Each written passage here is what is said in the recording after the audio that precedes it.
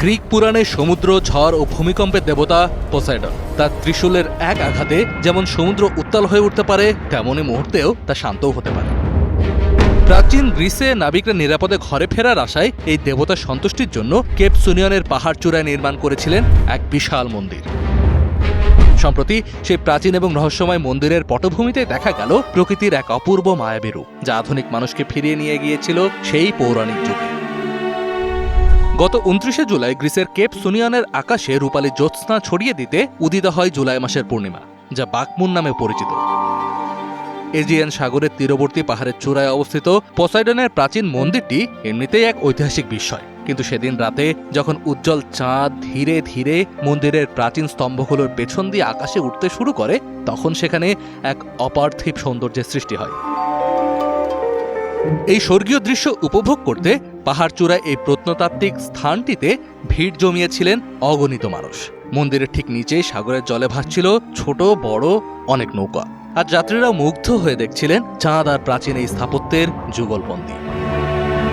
পোসাইডনের মন্দিরের সাথে এই চাঁদের আলোর দৃশ্যতে একটি চমৎকার পৌরাণিক আবেদন রয়েছে।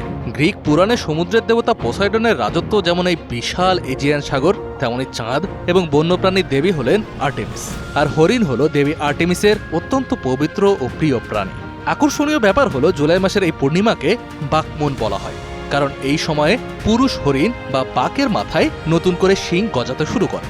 যদিও বাকমুন নামটি মূলত নেটিভ আমেরিকানদের দেওয়া, তবে গ্রিক পুরাণের বন্যপ্রাণী ও চাঁদের দেবী আর্টেমিসের সাথে এই হরিণের রূপকটি চমৎকারভাবে মিলে যায়। একপাশে সমুদ্রের দেবতা পোসাইডনের রাজত্ব, আর তার ঠিক উপরেই দেবী আর্টেমিসের প্রতীকী চাঁদের আলো। সব মিলিয়ে কেপ সুনিয়নের রাতটি যেন জীবন্ত এক পুরাণে পরিণত হয়েছিল। প্রাচীনকালের নাবিকরা বিশ্বাস করত যে দেবতা পোসাইডন এই পাহাড়ের চূড়া থেকেই তাদেরকে রক্ষা করে। সময়ের পরিক্রমায় গ্রিক সভ্যতার অনেক কিছুই আজ ধ্বংসস্তূপে পরিণত হয়েছে। প্রবল প্রতাপশালী পোসাইডনের মন্দিরেরও আজ কেবল কয়েকটি মার্বেল পাথরের স্তম্ভই অবশিষ্ট রয়েছে, কিন্তু হাজার হাজার বছর আগে যে চাঁদের আলো এই স্তম্ভগুলোতে পড়ত, আজও ঠিক একই আলো তাদের আলোকিত করে চলেছে।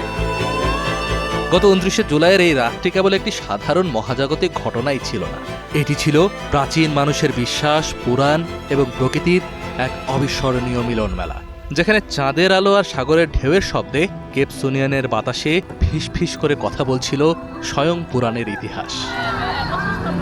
কাজী নিশাদ, ডিবিসি নিউজ ডেস্ক।